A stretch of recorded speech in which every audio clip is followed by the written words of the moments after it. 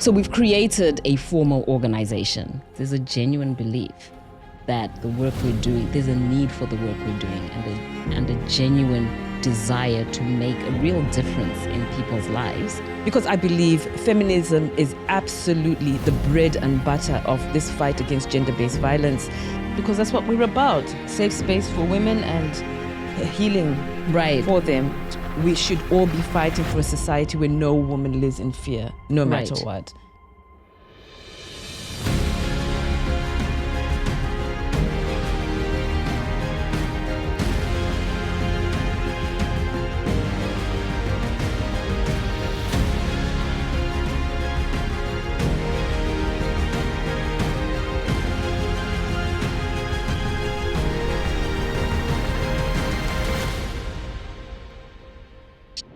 Welcome and thank you for joining us.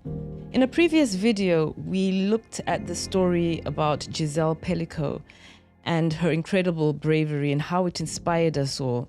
And we challenged our listeners to take a leaf from her book and be brave in telling their stories and not to shy away or take the shame that you experience and society tries to put upon you. So in today's video, we've decided that we're going to take our own advice and share some of the personal struggles we've encountered in taking up this fight against gender-based violence. So, having said that, Zah, over to you. Okay, me first. And it's difficult sometimes to admit this, but, you know, sharing is caring, and we care. So, I struggle with authenticity. So I don't want to call it imposter syndrome, but I'm just a degular person with a passion. And when we started this charity, it was with, you know, the aim of genuinely helping out in this space. We wanted to do a good deed. I don't see myself as a do-gooder, but I think, you know, we've spoken about this when we shared our journey. It's just a natural extension of the type of family that we grew up in. But so we've created a formal organization, and we've talked about what do we want the personality of that organization to be, or how do we want that organization to be seen. And we want to be authentic because, again, we're just regular people, you know, doing a thing. Right.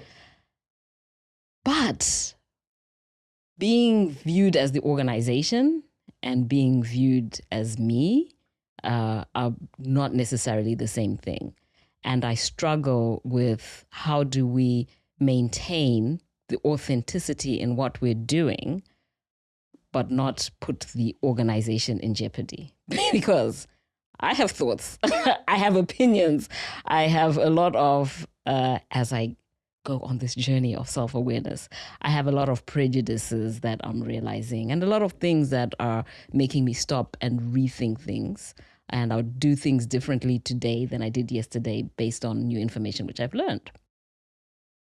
And so representing an organization, and now because we've put ourselves out there, we've got a registered charity, we want people to join with us so that we can scale, because there's a genuine belief that the work we're doing, there's a need for the work we're doing and a genuine desire to make a real difference in people's lives, to no benefit, not to benefit myself, but just because I want to have a legacy. No, I definitely get that. Right? And so there are a lot of things that I feel like I shouldn't do or say, because how does it affect the greater good that we're trying to do? But am I being fake because I'm censoring or sanitizing some of those things? Well, absolutely. I think in this modern world, cancel culture is real. And apart from cancel culture, the truth of the matter is you do want to represent the organization with integrity, right? Because the cause is definitely a noble one. And we as human beings, we're flawed. So, you know, you don't want to inject your flaws into the message. But at the same time, you need to you need to be authentic in order to have a real impact and let people connect with what you're trying to do. So I definitely get that. That's a really tough one. Yeah, and I worry about, I all of a sudden, oh, she's talking about gender-based violence. Oh, she's talking about doing good. Like, how am I perceived by the people from my regular circle? So there's a saying, right? A prophet is not accepted or recognized in his own village. And I get it because, look, real talk, right? There are some people who this person. And we've seen them on social media, right? That is 100% a cover. Yeah. The message is great, but, they're not living that life. Right. You're not aligning with the message, with the things that you're putting out. Or other people who... I think they call them grifters these nowadays. Right? Yeah. Well, there's a term, yeah. You're a fake baby. That's the one. Right? Didn't Alex O'Neill sing about that? Or even friends who go on to do good things and maybe put something out there, and in the back of your mind, you're like... I knew you way back when. Is this what you're doing now? Is this for real? So, one of the things I worry about or that gives me pause for thought before I share organizations' posts on social media networks think twice. Right. Oh, are people going to receive this? And then maybe things don't get the traction that you want, right? Because in the charity space, obviously it's about pushing the message. It's about, putting the vision in front of people and hoping that people will connect with it. And then when people don't connect with that vision, there's this personal disappointment.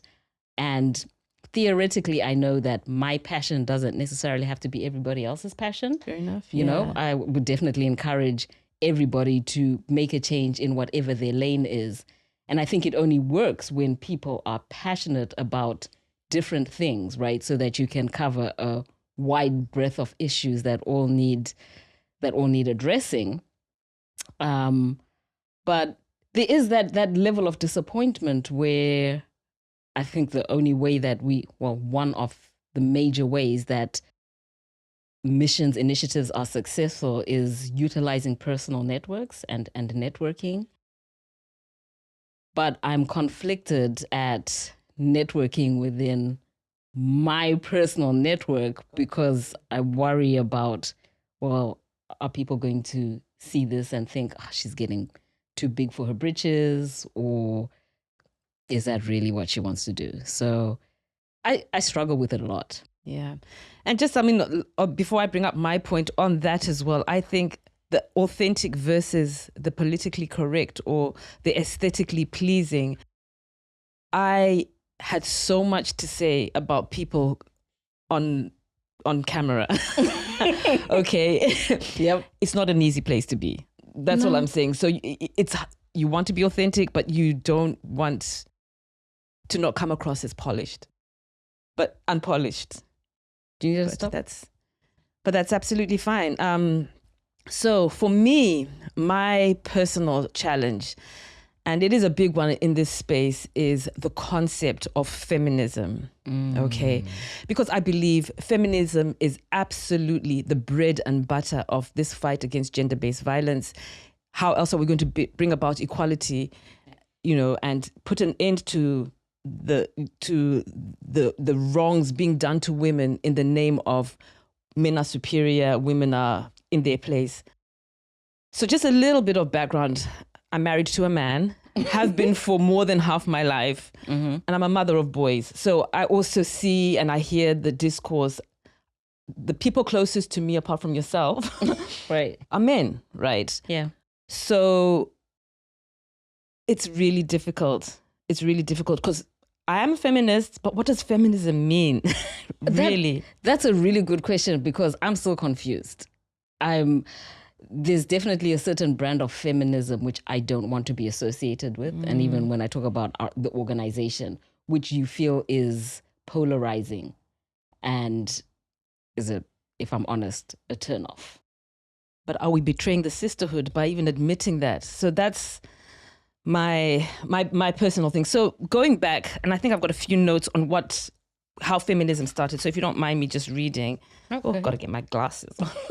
Get them eyes on, girl. So in my understanding, the first wave of feminism traces back to the 1960s in Britain. And I think there was a suffragette movement, and that focus was on the political aspect of feminism. So women couldn't vote at that time. So it focused on women's rights, and so much work was done. And this was primarily in the Western world. So it didn't apply to the rest of the world. That was the first wave, apparently, yeah? Mm-hmm. And then since then, we've had second and third waves, which has been a bit more embracing. Then you've got different brands according to different demographics. So we've heard about this 4B movement, which is like 4 no's to certain aspects of the patriarchy that has been hindering women. So I believe it was no to having babies, no to heterosexual sex, a few no's. So there's 4. So that's a brand of feminism in Korea. And then I was reading a piece by Tendai Mangena entitled The Disruptive Single Woman. And it's the role of gender and sexuality amongst the Shona people of Zimbabwe. So everybody now is having their own brand through their own lens and customizing it for what they feel is right for them. Right. And then we were reading that book by Michael Kaufman, which details a branch of men who have got really strong and powerful voices in the feminist fight for equality. And I think it's the white ribbon, white ribbon. That's correct. So there's feminist ideals that fit everybody. Mm-hmm. So I'm just going to share a story from quite a few years ago, when one of my boys just gone to high school, teenager, raging hormones. And unfortunately, and this is another problem in the gender-based violence sphere, is the thing of revenge porn So apparently one of the boys had a girlfriend who'd shared some lewd pictures of herself with her boyfriend.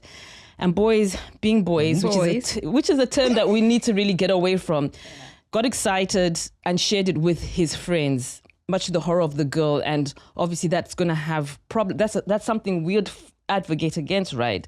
Absolutely. But at that time, as a mother, we were called into the school, was sat down, and I thought it was a perfect learning moment for him, that this is harmful to young ladies. You can't do that. But he'd just been the recipient and got quite excited about, seeing a pair on a picture, and got quite giddy. But the teachers made it clear that what you're doing here is you're distributing porn, and you could go to jail. And I thought, that's really harsh. My poor little boy doesn't understand what's happening. My to little his body. innocent one. Yes. Why is he having all these feelings? And all of a sudden, he's being branded. And my initial thought was like, that hussy, Yes. exciting this poor little boy. But, as a feminist, I should have sided with the girl 100%. Yeah. So that was a struggle for me. And we've talked about this before. This is one of those natural prejudices where when somebody shares a story or you hear of an incident, you look at it from the lens of, let me judge the person who's telling the story, right? The victim, versus immediately giving her the grace and safe space that she needs without judging. Because that's what we're about. Safe space for women and healing for them. But then it's not our natural first instinct all the time, especially when it comes to us. Yeah. So, absolutely, being a feminist is a prerequisite to fighting gender-based violence. And yet, but just the types of feminism that exist out there. It's a really good question, because so we were watching a TED talk by I don't know if it was a TED talk actually, but a speech by Elma Akob. Oh yeah, it was a TED talk. A TED talk, right?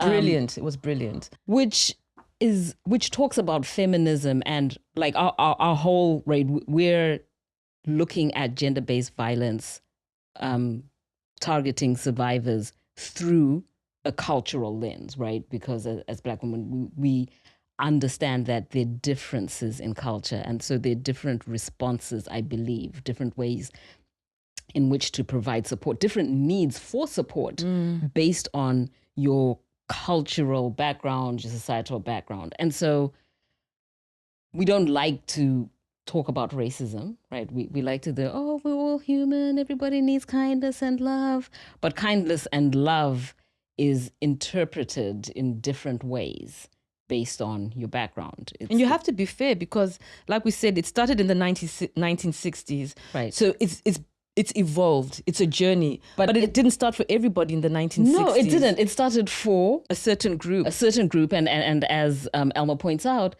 it really started for white women. And the reality of white women, if we talk about the different hierarchies within any given structure, if you compare the position of the white woman in the 60s to the black woman in the 60s, the 60s, they lived in two totally different worlds. White woman is a housewife. She's, kept by the husband. She's not out doing hard labor, which a black woman is. She's not being sexualized, which a black woman is. And so... Well, mind you, those James Bond movies back in the day. Ooh. Come on. Let's be fair. Okay, maybe not so much on the sexualized, not sexualized in the same way. Right. As a black woman, when you talk about slavery, when you talk about colonization, she had different freedoms. So right now we're trying to play catch up, right? Right. And so when you talk about the first wave of feminism, it wasn't for us as black women because we were or other ethnic minorities as well. Other ethnic minorities. This is true. Yes, because we're coming from different places. So now if I'm terming myself a feminist or if I'm getting on this bandwagon, what does it mean to me? And are my needs represented in the movement? And I think this is where I still personally struggle because do we have to align with a brand of feminism? Can we authentically say, I'm fighting for gender equality without labeling how we are, what the expectations are for women's rights? Well, I believe there has to be a commonality for all people who believe in gender equality. But there definitely is, it's not a one size fits all. And I do think, and I would urge people as I'm journeying through it myself, just to find the brand of feminism that suits you, So we have radical or militant feminists out there. We have liberal feminists, intersectional feminists, the African feminism versus, non-African feminism. There's a lot. But I think the underlying thing in today's society is that we should all be fighting for a society where no woman lives in fear, no matter what. Yeah. That's the basic. And then if you want the deluxe version where you don't live in fear, but you want extra advantages, that might be something else. But that's been a challenge, but it's an interesting journey. And I'm glad we're having the conversation and I'm asking myself the questions and correcting myself because, when you know better, you do better, right? Better. It's definitely a learning journey. And I think one of the things that I have an issue with is this idea that I'm right. This is the only way to do it. This is the only way to be. This is how you fight for gender equality. And if you're not doing it my way, you're against me. I shun that narrative, right? I think we need to find a way, even within this movement, within this space, to allow people to express their needs and their wants without saying it's not a competing priority. So just because, I want one brand of feminism, radical, militant, don't knock my intersectional brand. Exactly. I think that makes sense. And if you wanted to consider being a feminist without taking on some of the fights, the gender war fights, which can be really counterproductive, I've found, I think consider becoming a beginner feminist. So you can be, right? You're right. So I listened to the Guilty Feminist podcast, and one of the things I love about them is the way they start up, because they each of the panel members opens up with, "I'm a feminist, but," Right.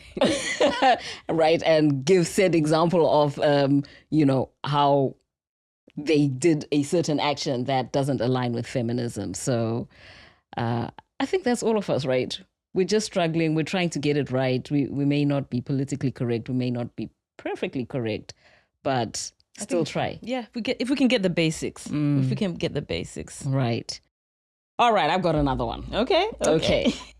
I struggle, and maybe this ties in with the cultural aspect, cultural perspective.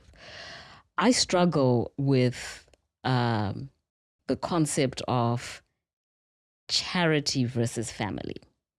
So, we're on this mission to start an organized way of providing support for a certain niche of people where we believe there's a gap, and we want other people to join in the mission so that we can scale up. Right. The concept of charity beginning at home, and knowing that within my immediate family structure, because as our communities, we have extended families, right, and we have a responsibility to take care of family. So we have close family members who we are trying to support on their own journeys, who are victims of gender-based violence. The charity that we've started up is self-funded. We don't have access to, other funding. So everything yet. We're going to get there. We're getting there. Right. But we're taking from our own pocket because we believe that it's a worthwhile mission. Absolutely. And it's a worthy cause, and we want to make a difference. But I struggle with, is this right? Should my first priority be to the family members that I have versus trying to do this greater good? I get that. Because part of who we are, part of our makeup is about assisting the family members. We support each other. Right. So just to maybe expand a little bit on, because we're going to have hopefully a diverse viewership. Mm-hmm. So in a lot of non-Western, and we're speaking from the African point of view, and I believe it's similar in like Indian, Asian families. It's not your brothers, sisters, mother and father. It's not just your nuclear family. Right. No, it's your brother and your sister, right? Like my first cousin is going to be a brother. Is actually a brother. Or a sister. And so we've got numerous, what you call aunties and uncles, who could actually be mothers and fathers. So the nuclear family is really expanded. So when somebody comes to you with a need and says, mother, or big sister, it hits different. So, and there's a lot. It's not just one or two brothers. And so our family structures. But when you come to an organized, civilized, Western society, you find that a lot of the functions that are served by the village or the community or the extended family are outsourced or governed by institutions. So things like nursing homes or residential homes, or, even the nursery schools, creche kind of thing. In our culture or in our societies, we'd be expected to look after those things. The concept of putting your mother or your elderly relative into a nursing home is a little bit taboo. A little bit. So that means the responsibilities that you face as an individual for your family members are going to be higher than you would. So when you're trying to bridge that gap and jump from a society which just talks about your family into one where you're setting up an organization that's going to help everybody, serve a wider community, your resources are stretched. Yes. And am I wrong for choosing A over B? You know what? This journey has been so exciting. It's been so rewarding. Mm-hmm. So it definitely doesn't feel wrong. It doesn't feel wrong, but there's guilt. I still definitely question myself on, is it the right thing to do? I know that I can't expect anybody else to fund a cause that I'm not willing to fund myself. And that, that's why we have embarked on this journey. And that's why because we believe in what we're doing. So basically, like we're going to be running a journaling course, which we have to fund. It's a program which costs money. Yes. But that money that you're going to put into that program could maybe send a nephew or a niece to school for, for a term or whatever. Right. So you're making a choice. Or we have, close family members who we understand are, have addictive behaviors as a result of gender-based violence, and they need rehab. Rehab in Zimbabwe is expensive.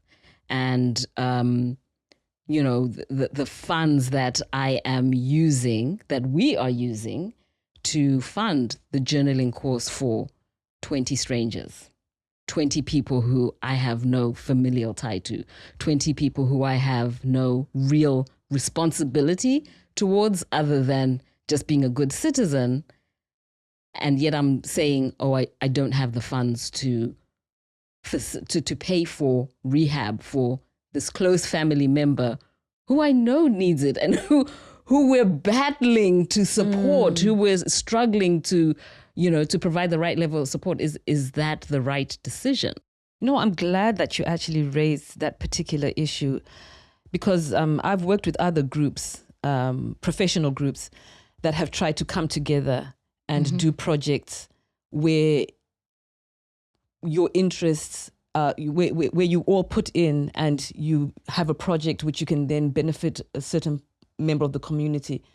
But the struggle is, like you say, everybody's an individual. So the first thing they want to know is like, okay, which community is it going to? Right. Is it going to be a community that I've got a vested interest in, or is it going to be a community that somebody else has got a vested interest in? And then it falls flat. Yes. And that's a real struggle for people coming from our kind of backgrounds. And to tell you the truth, the number of young people now that I hear saying, I'm not sending money home. Oh. You're used to. Yes, so I think this generation. You take it for granted. Yeah, we took it for granted that once we've attained a certain level, the whole family is going to be good. Yes. Right? But maybe it's a natural evolution now, because we're finding that the ones who are coming up are actually thinking, hang on a minute, life is really tough. I get to say what I want with my money. Thanks for looking after me. Thanks for bringing me up. Thanks for being my mother's brother, sister, or whatever, support. But I don't owe you anything. And I've got better things that I want to do with my money. Right. So that's an interesting one. That really is. Yeah. It's a continued struggle, and I guess that's growth. I guess you do things with the best of intentions, and you hope that you've made the right decision. And if a couple of years later, you find it was the wrong thing, at least it was done in good faith. But I definitely think that's a good learning point for a lot of people, because for better or worse, we are now living in a multicultural society. The world has become a global village. And I know a lot of people will balk at the idea of changing to become Western. And then a lot of the Western people were like, we don't want any of their kind around here. And somehow, for us to exist in a society, in this modern society, as, fellow citizens, we have to find that middle ground and redefine what it means to be citizens of where we are, whether that's Britain or America or whatever, even though we have our own cultural backgrounds. Right. So that's a huge challenge, isn't it? And then another thing that I struggle with is targeting donors, right? Because we know we have to have external funding sources if we're going to scale. Right. And I would think that the communities like us would connect more with the cause, because the services which are out there, they serve communities which are not our communities. And rightfully so, because those services have evolved from a need within those communities. So if we want to be considered, we also have to be part of the solution, correct? Right. But when you look at the research and you look at the numbers, the likelihood of our communities being the source of funding, not that promising. Right. We're actually having to target a different community base for success. And that's disappointing to me. And That's I don't know true. whether I should say it or not, right? No, but I mean, it's but the we're truth. being open. We're being transparent, and so that's just one of the things that I also struggle with. That we need to do better. Yes, yeah, we need to encourage our own communities also to do better. Or is it just me? Right? Is it just me not knowing how to speak to our communities? Which I don't think is the case because, again, statistically speaking, doing research, we're not the ones. But or is it because of the culture? Because everybody is prioritizing their own family needs and not having the extra or excess to pour into another cause? I think it might be a matter of giving grace because we're only new on this road to emulating these kind of charities or organizations for our communities or being part of that. Just like the road to democracy, there's certain countries that are still struggling to get there. But it's a journey because even those that are there now didn't start there. They've got a journey themselves. So while we're all in the same place right now, we've got different starting points. Right. So maybe it's just having those conversations, being part and learning from those that have already been successful in those spheres, and then taking those lessons and encouraging everybody to join in the struggle. Right. And the truth is, at the end of the day, right, even if you don't get anybody else to join with us on the journey, if we're not successful, the truth is we believe in what we're doing. So we're going to keep on doing it anyway. And we're making a difference anyway. And, I can take that to the bank and sleep at night. And we're grateful for those who will partner with us, whether they're from our communities or not. That's amazing. I absolutely have to take a moment to just shout out our volunteers because because on this journey we absolutely have people who have connected with the vision, who are willing to give off their time and their talents, and we absolutely could not be where we are and have reached the audience that we have reached, albeit a small scale, without their input, without their commitment. And we're shouting out again the guy behind the camera right now because he's one of them. So we definitely take heart. It is a journey. There are people that are willing to partner with us. So definitely don't want to take that for granted or sound ungrateful at all, because that's not the case. But it's a struggle. Yeah, that's enough sharing from me anyway. You want to go ahead? That was hard. Yeah. So anyway. It's not always easy to be transparent. I know for me, human nature is scared to be judged when you put your true self out there. Nobody likes rejection, but I encourage all of you, as we do at the end of every podcast. This is about supporting victims of gender-based violence. So if you have those members within your family or within your community who you are aware of, who are struggling, please be a safe space for them, support them, believe them when they share their stories with you. And if you are a victim of gender-based violence, hey, we're here, you're not alone. Go onto our website, look at our social media channels. We have collected some resources for you so that you can walk with someone in this journey. Thank you for taking the time to watch. We appreciate you. And stay connected to us on our social media channels and on our website.